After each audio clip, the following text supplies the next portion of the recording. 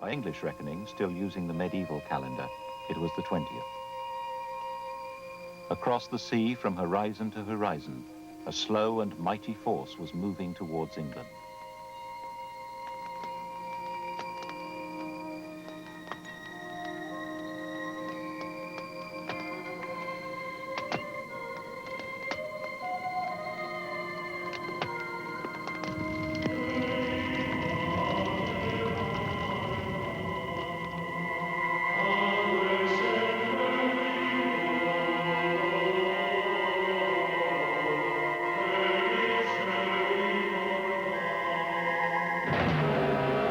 The great crusade against England had arrived.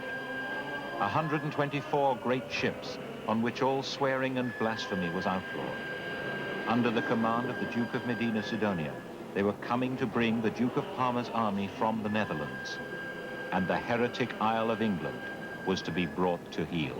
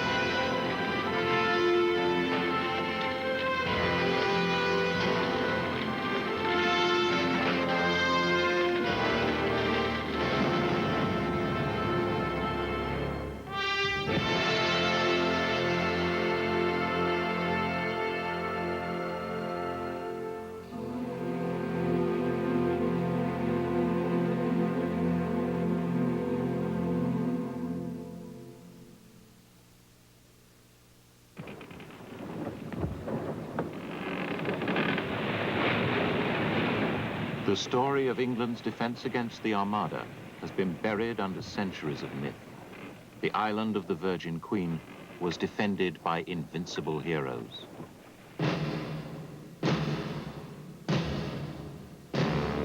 Take my drum to England, hang it by the shore, strike it when your powder's running low. If the Dons strike Devon, I'll quit the port of heaven and we'll drum them up that channel as we drummed them long ago. Drake's drum will sound to summon him back from the dead in the hour of national peril. Like King Arthur, Drake lies buried deep in the underworld of English mythology. When he was away on his great odyssey around the world, his wife gave him up for dead. She called herself a widow and agreed to marry again. But Drake, half a world away, looked in his magic mirror and saw everything. He fired a mighty cannon on his ship. As the ceremony was about to start, the cannonball flew across the seas to drop at his wife's feet. Drake, he was a Devon man and ruled the Devon seas. And there were men from other counties who were part of the great battle against the Armada. Men like Martin Frobisher, Nottingham adventurer, painted at the peak of his fame in the pose of buccaneering aggression we now associate with the Wild West.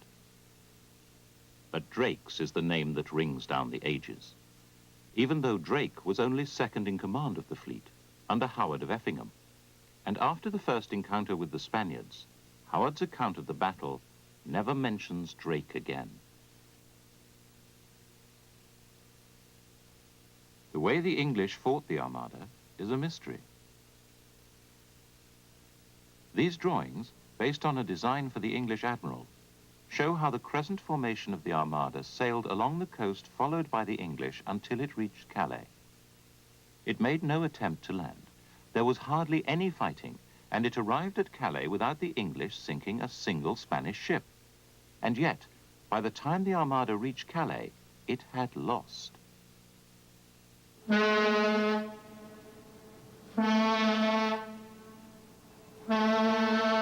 The The best document we have to understand what was happening is the sea itself. And the men to read it are not historians, but seamen. The tides and currents around the English coast are as complex as any in the world. And what emerges when men who know the sea consider that week in 1588 is a contest as subtle and delicate as a game of chess. Very good. Have to come around on plan. As we leave Plymouth Harbour on board the anti-submarine frigate HMS Argonaut, there seems to be very little in common between the grey steel warship of the modern Navy and the wooden hulls of Queen Elizabeth I's Navy. But on the 19th of July, 1588, Howard and Drake were here with a force of some 90 ships. News arrived on that day, the 19th of July, that the Spanish Armada were in the offing. It was essential to get out of this harbour, because to be trapped in here by the Spanish forces at close quarters would have spelt disaster. There's time to finish the game and beat the Spaniards too. Drake's celebrated game of bowls is part of the legend of England's great Armada hero.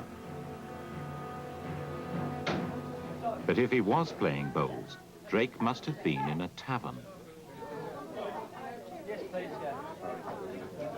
Devon Bull is a kind of pub skittles, and he was not supposed to be here. The English fleet had been trapped in Plymouth by the wind.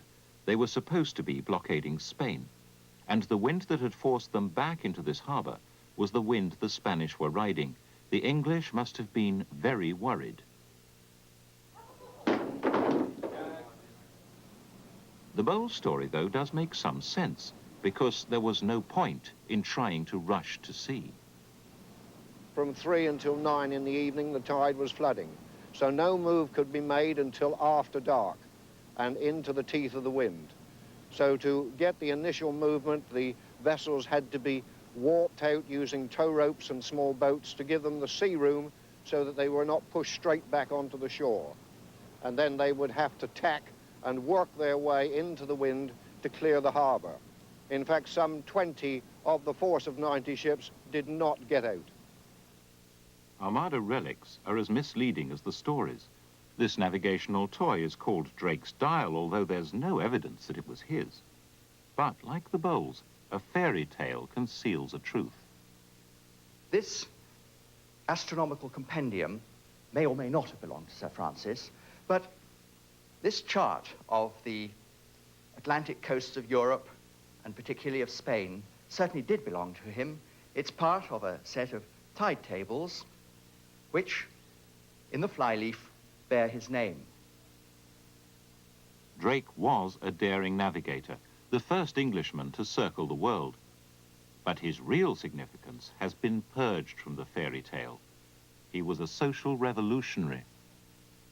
I believe that the voyage of circumnavigation had an effect which, in 1588, would be of enormous consequence to England's defense against the Spanish Armada. Up till then, ships had been commanded by a combination of noblemen, of military officers, and, perhaps least of all, seamen. Drake found that this was no good to him, and he fell out with the gentlemen adventurers, and indeed hanged one of them. Afterwards, he drew up a new social compact within his ships. The gentlemen, he said, must haul and draw with the mariners, and the mariners must haul and draw with the gentlemen. There were no longer to be social distinctions of rank aboard English ships. The captain, predominantly a seaman, was the man who would be in sole command, and everyone else would work under and cooperate with him. This was not a social compact which the Spaniards adopted. Medina Sidonia was the very model of aristocratical propriety and commanded the kind of instant obedience which goes with unimpeachable social cachet. But he couldn't run the Armada the way Lord Howard ran the English fleet. The Armada was drawn from many nations with a strict hierarchy of command. Sailors ranked below soldiers, and over them were the aristocrats and the agents of King Philip himself. It was almost as if a province of the Spanish Empire had been cut loose and set afloat. So you could say that this was a floating empire ruled by a viceroy. In England, small coastal towns like Sandwich were traditionally supposed to supply ships to defend the narrow seas. Sandwich is one of the sank ports, which had organized that defense for centuries. It still raises the money to be used for fighting ships in times of national emergency.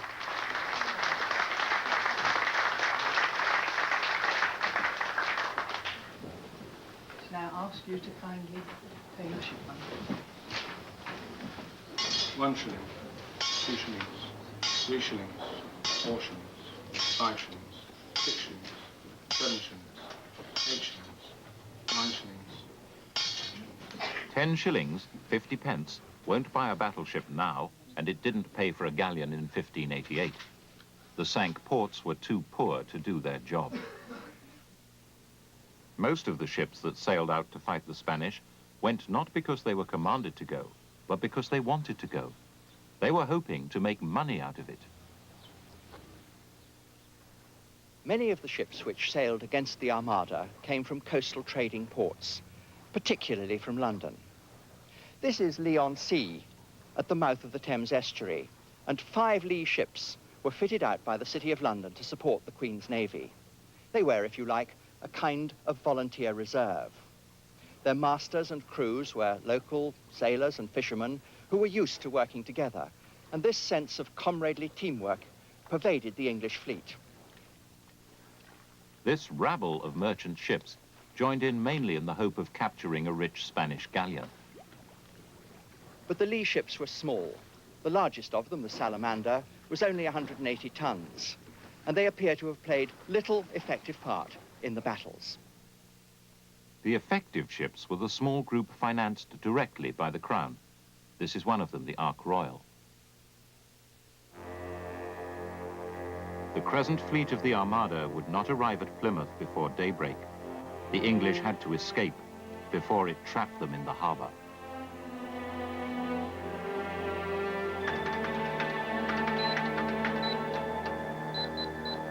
From the operations room of HMS Argonaut, we consider the next stage in those events of 400 years ago. The 2 English squadrons have cleared the Sound. On the night of the 19th, the morning of the 20th of July, Lord Howard, the Lord High Admiral with 54 ships, has headed out to seaward to take advantage of tidal streams and currents, probably give him an extra 3 or 4 knots to move behind the Spanish Armada.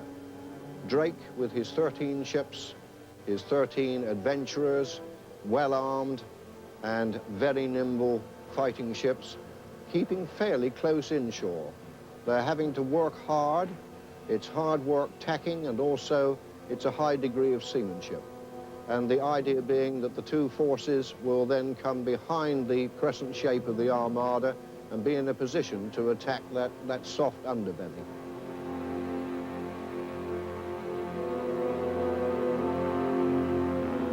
Most people in England, and the commanders of the fleet, believed the Armada was going to try to land somewhere on the south coast. Kill! Kill! Alarum for London was a play designed to strike terror into the hearts of waiting Englishmen. It dramatized rape, robbery, and child killing by ruthless Spanish soldiers. Shocking bastard! Look me in the face. Have you the heart to kill a pretty girl? Oh, the young brats cling us out our souls! Dash out their brains! Where are my children? Mary! Lenzie, I heard you cry. Oh, speak, pretty souls, where are you? Husband, Harmon, whither do you go? Alas, you fall into the enemy's hands for lack of sight. My children, wife, my children, where are they? It was originally called the Spoil of Antwerp, but was retitled to suit the occasion. And now it forms part of Tilbury's commemoration of the Armada. Stick you with whining to preserve your wealth. Philip had been king in England before Elizabeth came to the throne. His wife Mary had been a relentless persecutor of Protestants. Now that Philip meant to take England back, that was not to be forgotten. The struggle was cast in terms of religious propaganda. After all, Elizabeth was head of a Protestant state. Fox's Book of Martyrs, describing the torture and death of English Protestants, was a bestseller.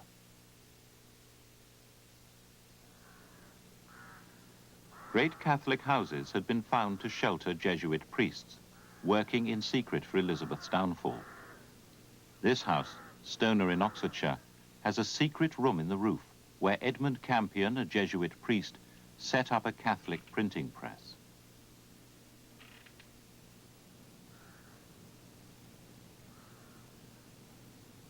He was captured, tortured, and executed. Elizabeth had Catholic missionaries done to death because she saw them as the core of sedition. The execution of Jesuits was an important part of her policy. As the Armada prepared, she had hundreds of Catholics imprisoned. But would her navy withstand a full-scale military attack? Although the forces facing each other sound a little imbalanced, there are 124 Spanish ships and there are only 90 English ships at this stage. In major fighting units, they were about balanced because there would have been about 60 of what might be termed real fighting ships involved with each side. The Spanish ships' main fighting units was the galleon, and the galleon had evolved for the trading routes to the Indies, capable of carrying the more precious cargoes of gold and silver, yet extremely well armed to ward off pirates. The English prime fighting unit was carried one stage further, really. It was known as a race-built galleon and was capable of sailing much closer to the wind, a better underwater shape, etc., providing the English with a very handy, nimble fighting machine. It used to be thought that English fighting ships had remained much like Spanish ones until just before the Armada. This drawing of the Mary Rose, a warship which sank in 1545, shows just such a cumbersome vessel. But that ship has been recovered from the sea. There is the first sight of this flagship of Henry VIII. It's the first time we have seen this in 437 years. What an amazing sight.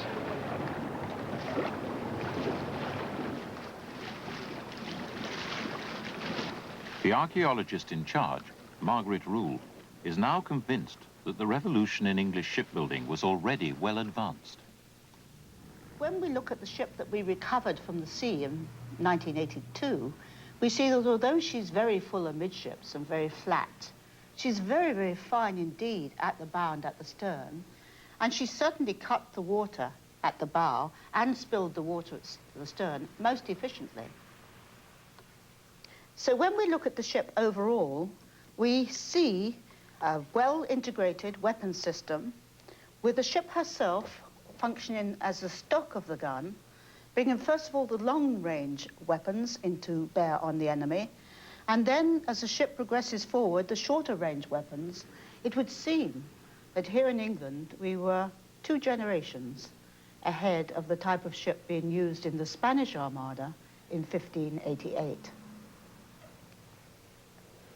This gave a complete difference in the approach of the two sides. The Spanish had a tight military formation and they carried many soldiers. This was going to be of advantage in close quarter action, which is what they aimed for, whereas the English ships, being nimble and handy, could take advantage of that particular aspect and use their long-range guns.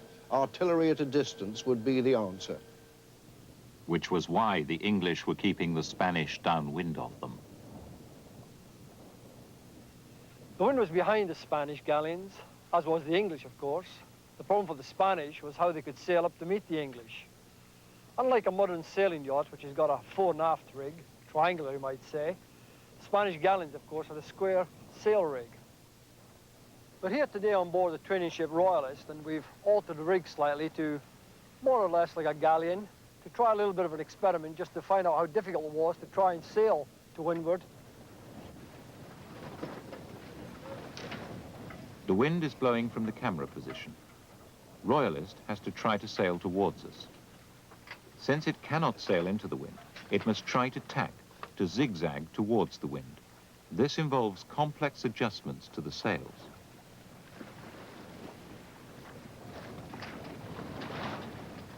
The critical moment comes here as the ship swings directly into the wind. At this point, the ship is out of control and anything can happen.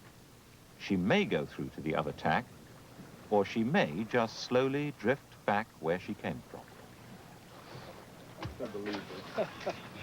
Which is exactly what happened on this attempt. In fact, the Spanish probably took sails up and down to help them tack. This could take up to half an hour. Here we are with modern technology, we can't do it. We can do it. I mean, the wind was 70 degrees round then, wasn't it? On the bow, relative wind. What chance has Spanish Armada got? Zilch.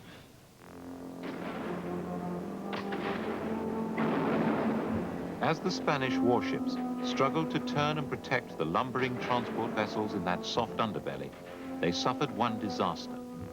The Rosario's foremast broke when it collided with two other Spanish ships. It began to drift helplessly.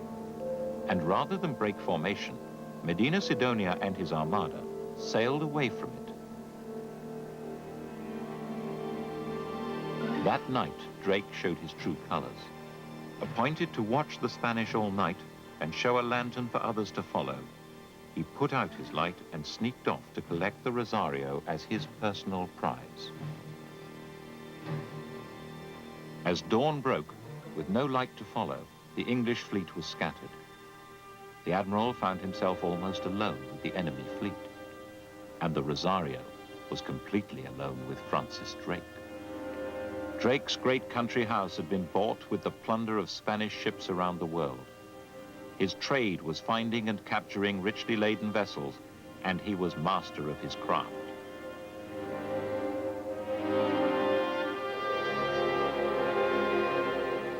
Pedro de Valdez, the commander of the Rosario, knew he had been abandoned. He surrendered without a fight. He saw no shame, he said, in surrendering to Francis Drake. He handed over his ship and the pay chest full of gold. Martin Frobisher was enraged that Drake had the prize to himself. He thinketh to cozen us of our share of 15,000 ducats, but I will make him spend the best blood in his belly. The first skirmish had shown that the Armada's formation was impregnable. Since no English ship could expect to get close without being overwhelmed, there seemed to be nothing to prevent them landing.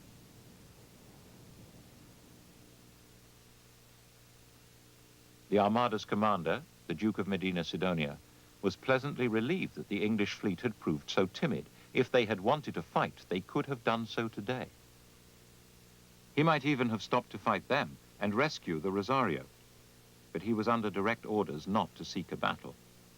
En cuanto al rey le prohíbe entrar en batalla, a ser posible no tiene que pelear. La batalla de Inglaterra la tiene que hacer Parma. Él lo único que tiene es que ayudar a Parma a que pase y luego entregarle las 6.000 soldados de la Armada.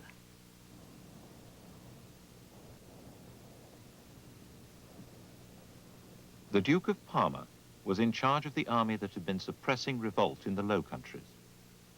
And where the massacres of previous commanders had failed, Parma's more subtle methods had achieved a good measure of success. He widened and deepened drainage canals to give his forces mobility by water, safe from the Dutch fighting ships.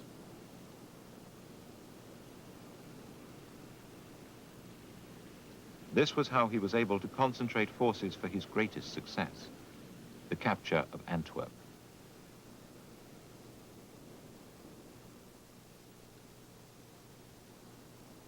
He blockaded the city by closing the river above it. He built a bridge of boats across the Scheldt between two forts.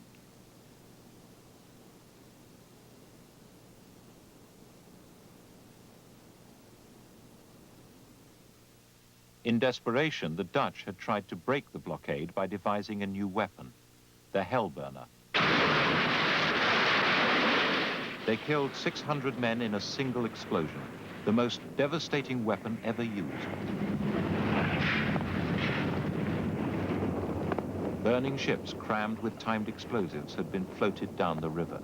But they had not stopped Parma from taking Antwerp, and now his troops were waiting to invade England. But there was one problem, the postal system. One of the problems that had dogged the Armada from the start was the difficulty of getting messages from Flanders to the fleet. It was hard, and Parma has often been accused of neglecting his basic duty to keep in touch with the other Supreme Commander. But this is unjust. He tried. He tried several times. Captain Morosine, for example, is sent from Dunkirk in a ship with a message to the Duke of Medina Sidonia. Unfortunately, that ship hits a sandbank, and Morosine has to swim back to port. He tries again a few weeks later. This time he runs into the English fleet off Brittany and has to seek refuge while the seas again become safe. By the time he reaches Corunna, the Armada has already left. But the letter he had contained the devastating news that Medina Sidonia was acting under the wrong impression. The Duke of Medina Sidonia was convinced that when he arrived off Dunkirk, the fleet of the Duke of Parma would come out and join him. Morosine's letter said this was quite impossible. The problem was that the coast of Flanders is one long sandbank. It's shallow enough for shrimp fishermen to work on horseback. In fact, in 1588, they had to work on horseback because Parma had taken all the boats for his invasion of England. The invasion army would cross the shallows in small fishing boats and barges and sail on to England escorted by the Armada. Parma's small boats were only capable of making the crossing in a perfect calm, and these small boats could only get out to the Armada if they were unopposed. I think most people are a bit likely to forget, but the Dutch fleet near Dunkirk and Newport, the blockade fleet, made it impossible for Parma to get out of the harbor. Certainly Philip seems to have forgotten the Dutch fleet. And to make matters worse, the Armada itself could not help. Parma did not hold a deep water port for the Armada to enter. It would have to stand out to sea and wait for him. It was impossible for Parma to get out of Dunkirk and Newport without help of the Armada ships. And the Armada ships couldn't help because the waters were too shallow for these big Spanish vessels. To get away from these beaches successfully, Parma's army would have to make a dash out of the canals at the very moment the Armada arrived. But he would need several days' notice to embark the troops. In the meantime, he carried out practice embarkations. The 18th of July of 1588, the Duke of Parma wrote to the king. People of all nations, on foot and horseback, are in their places, and so near to the quaysides as other times I have reported to your Majesty. About 6,000 Spaniards, 8,000 Germans, 7,000 Walloons, 3,000 Italians, 1,000 Irishmen, under the command of Sir William Stanley, and 16 cavalry companies. So about 35,000 men were ready for the enterprise. Obviously, these men could not be kept permanently in their invasion barges. With 70 men in a barge, they had standing room only. The troops were dispersed again as soon as he'd written that letter. And to keep the Dutch Navy from knowing his plans, this practice was not carried out at the correct location. Parma was certain that his only chance of successfully getting past the Dutch frigates was to make a surprise dash out of the canals. He would use the canals to bring his men together again at the last possible moment, but that would take several days. Meanwhile, he waited for news of the advancing fleet. None came. The Duke of Medina Sidonia was sending a stream of letters to Parma saying he was on his way, but the letters traveled no faster than the fleet. Naturally, Parma had no news. Naturally, Medina Sidonia had no reply from Parma. And naturally, the commander of the Armada began to get very worried. His fleet was sailing along the south coast towards Portland Bill, and he didn't even know if the army was ready to be collected. He decided that he should not go too far without knowing that. This letter contains a secret. It's the coded postscript to the Duke of Medina Sidonia's communication to the king, concluded at dawn just as the fleet enters the English Channel. There's still no news from Parma. The Duke has been looking at his maps. He can see clearly enough that there are very few anchorages close to the coast of Flanders. And in this letter, he says to the king, if, when I get to the Isle of Wight, I have not heard from Parma, I shall have to seek refuge there because it is the last anchorage I will find until I get to the narrow seas where there is no port deep enough to take my ships. Portland Coast Guard, this is Warship Lindisfarne, over. Analysing the events of 1588 with the help of the Coast Guards, we can see how the struggle came to centre on the Solent, the safe anchorage between the Isle of Wight and the mainland, where the Armada could wait to establish communications with Parma. The Armada was travelling eastward along the coast at speeds dictated by the wind and tide. On board the English fleet, you can be sure pilots and navigators were plotting the Armada's course and seeing where it was bound. We asked the Coast Guards to repeat those calculations, revealing the Armada's intended course. They were able to use a search and rescue computer system which predicts the course of drifting vessels. First of all, I'm taking that if the Armada left Portland Bill around about dawn on the 2nd, without any hindrance by the English forces, I'm running up to see where the what time the Armada would be off the eastern end of the Solent. Having fed all the tidal figures into our search planning computer, and we worked out the tidal effect on the Armada, we then went and plotted that on charts. But so that we can have a pictorial illustration of what actually happens, this animated video has been produced to show the effects of the tide on the black dot that depicts the Armada. What we find from our plottings are that the Armada would have carried favourable tides and would have arrived at the eastern side of the Solent, the eastern entrance to the Solent, with a favourable tide and would have been able to achieve a safe haven in the eastern part of the Solent. This is the first time this exercise has ever been carried out. And it shows that unless the English could prevent it, the Armada would be able to go into the Solent on the tide. The Armada needed the help of the tides. It was a military convoy moving at the pace of the slowest ship. That was a slow walking pace, no faster than a rowing boat. The Royalist is moving at the same speed. And here it is trying to enter the Solent against the tide.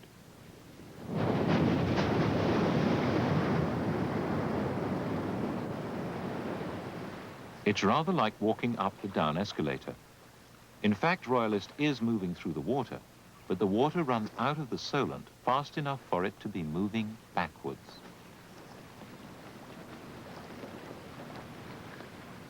The English could not have known of the Armada's secret message to Philip, but if the Armada meant to land, the Solent was an obvious target. But it hadn't got there yet. And perhaps one statement made by the English admiral shows that he intended to prevent it ever getting there. We mean to so course the enemy as that they shall have no leisure to land. The English made their first move at Portland Bill. Most summer mornings there's an onshore breeze, and Martin Frobisher placed himself downwind of the Armada. He looked like an easy target.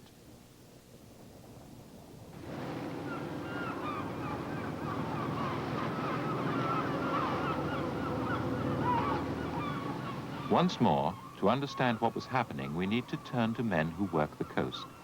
There is no record of English tactics. Perhaps Frobisher was there by mistake. But he was very familiar with the extraordinary currents that surge around Portland Bill, and the men who now set traps for crabs can see how a trap might have been set for the Spanish. Well, I'm Ken Linham, come from a Portland family. Family tree goes back to about 1600. This is our fishing vessel, the family fishing vessel. My two sons and myself own it. They now operate it. I more or less run the business from ashore and see to the gear and that. And as you can see, we're a few miles off Portland pulling crab pots. If you had been in the position of a captain of an English ship and the Armada was coming along with local knowledge. Is there any way that that local knowledge would help you against enemy ships? Oh, obviously, because the bill is unique.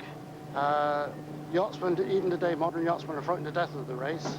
And the uniqueness of the bill, where it's a promontory out in the English Channel with the centre of two big bays either side of it, you get eddy tides come down on either side, on the flood tide and on the ebb tide. And they can be used to great advantage. We stationed a small fishing boat, Samantha, in Frobisher's position. The tide was exactly the same as on that morning in 1588. Samantha is in calm water. Medina Sidonia saw Frobisher's small group of boats sitting, like Samantha, in calm water, downwind of him. He immediately ordered his galleasses to attack, large fighting vessels with oars as well as sails. That dot on the top right of the screen is Ken's boat with a 250 horsepower diesel engine.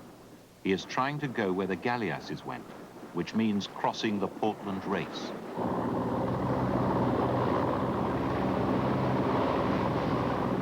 As he enters the Portland Race, the tide rip begins to seize Ken's boat as it seized the galleasses.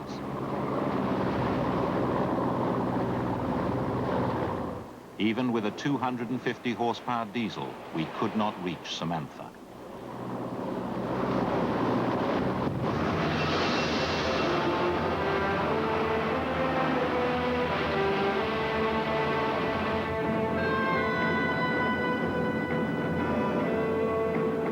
The galleasses were swamped and swept away to the west. There was a general engagement. The Armada was delayed but not damaged. Up to now, no one has seen much point in this battle, but the projected track of the Armada had been changed. If we look at the chart and we follow the red track of the Armada on the chart, this is the track if the Armada had not been delayed by the engagement of Portland Bill, and we see that the progress is very steady. It's a favourable tide, and it swept them quite easily round into the eastern entrance to the Solent.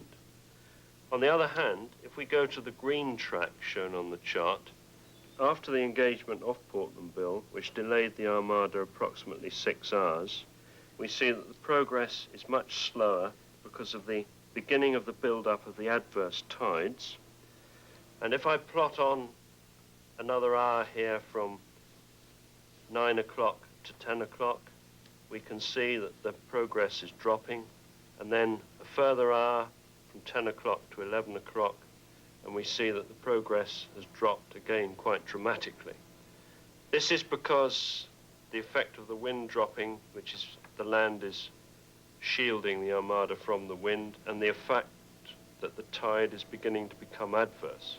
And when the Armada gets up to the 12 o'clock position, the tide will be flowing at full spate out of the eastern entrance of the Solent.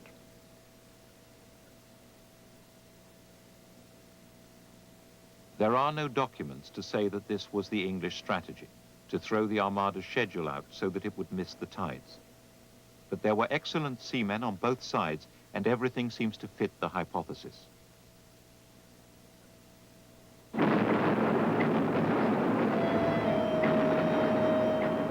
But the Armada was not to be so easily cheated. It still had 40 miles to go before it reached the Isle of Wight, and it was able to slow down to a dead crawl, delaying its arrival until the tide was favorable once more.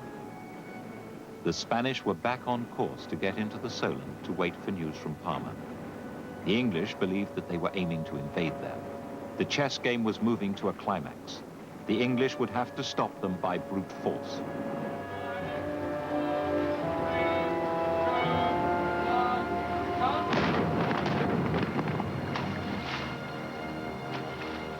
The only Armada in the Solent today is the Armada of sailing boats who race on summer weekends. But the men who sail and fit out these boats are the last guardians of the old sailing knowledge that shaped the battle. Men like Harry Spencer, who has a shipyard at Cowes fitting out sailing vessels. Seeing as I'm not really as old as perhaps I look, I wasn't there at the time, but from what I've gleaned, there was Mr. Spaniard came up here in a big crescent, which was a very strong formation with very little wind during the night. But English ships were following the Armada fleet. There was two forces attacking the rear of the fleet. One force was going to take around and take this horn, and it's believed that it was Frobisher, knowing the coastal water, able to run inshore where these men are saying, that's hazard, we mustn't get in too close with ships drawing over 20 foot of water. The English fleets split up into 4 squadrons, which have got to either contain them, segregate them and be able to take out ship by ship, or pen them in this little corner where they can again do that. But you're talking about a fortress floating along here, fortress with thousands of guns in it. The Spanish expected to ram and board the English ships. That was how they normally fought. As the broadside was fired, the rest of the Spanish ship's complement was gearing itself up for the boarding action. In support of it were a number of highly trained men wielding weapons like this, fire pots, filled with a mixture of spirits, gunpowder and resin, which when the fuses were lighted would impact when they hit the enemy's deck and scatter their contents around. By this stage, the enemy decks were in total confusion, and at this point, the ship's crashed sides and a final weapon was used for the assault, an exploding trunk.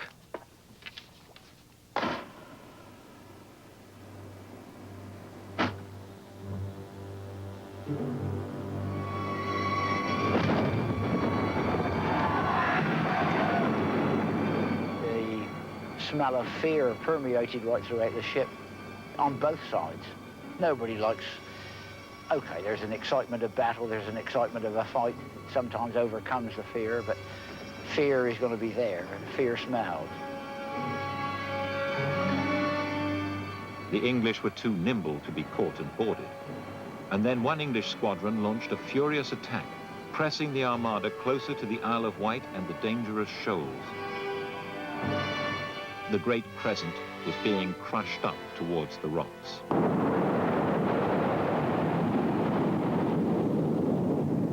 There is a line of rocks out here called the Owers. We draw this line of rocks out here. That is a hazardous area. We've put H on there for hazard.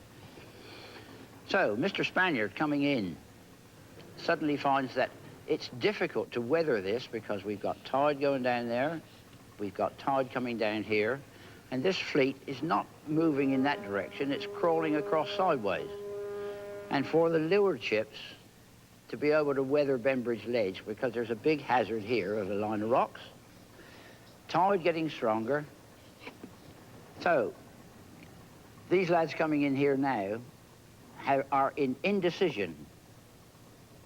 The man in charge of that fleet has got to decide, he must think to himself, I'm getting bottled in, panic must have ensued within the leading ship anyway, or the man in charge of the whole operation, that he is now finding himself with only really one way to go. There's a gun fired, signals are made, and the whole fleet hardens its wind and moves faster and shoots itself out into the channel, followed by a disappointed English fleet. That's what I guess may happen. The whole Armada nearly came to grief in that area. The whole of the decision on that number of ships, over 100 ships, could have been finalized there if they hadn't have been as astute as they were.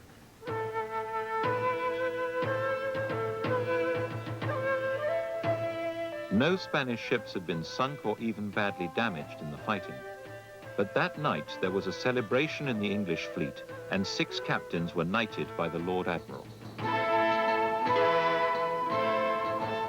It has been suggested that the decisive assault in this battle was led by Francis Drake.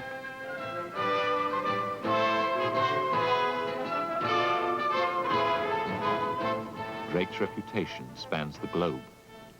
On his circumnavigation, he landed in California. And there, at Drake's speech, Professor Peter Pearson reflected on the fact that no document mentions Drake's role in this battle.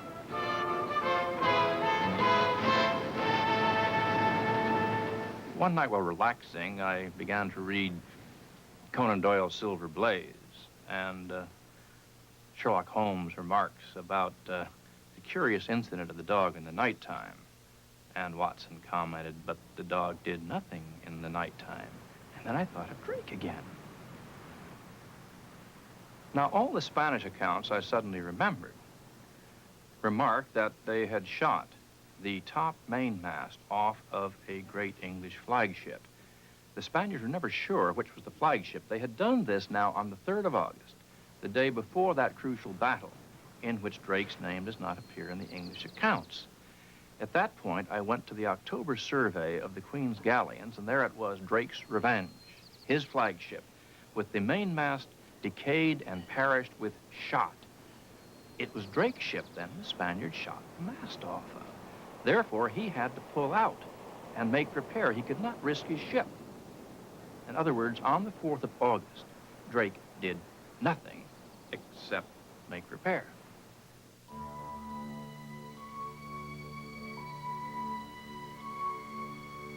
Whatever Drake did or did not do, the Spanish had been kept out of the Solent. And so the Armada now had nowhere to wait for news from Flanders. The forbidding cliff wall of southeast England meant there was no anchorage now. The English fleet followed them quietly. There was nothing more to be achieved. In the Spanish ships, routine went on. The hours were sung, the masses were said, but no one on board knew whether the army was ready to meet them. And it wasn't. The problems of sending letters ahead of the fleet had never been solved.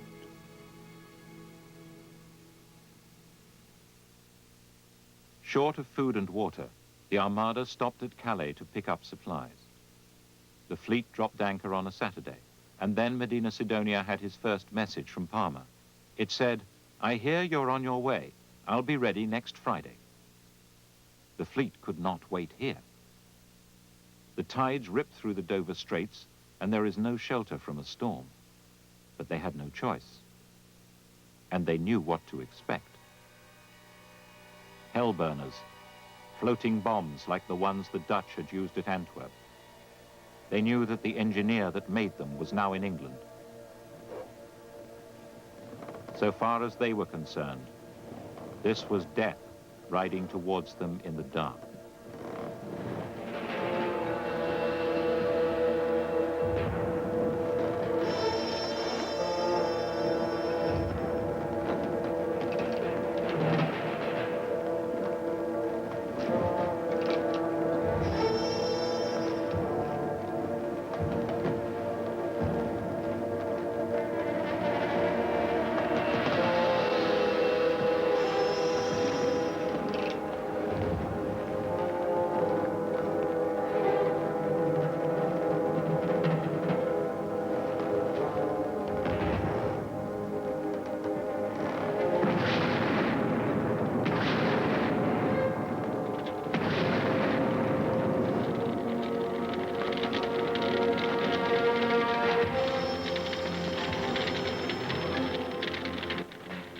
Stay tuned for a look at the reality behind the fantasy of America's movie mecca on Naked Hollywood next here on Channel 2.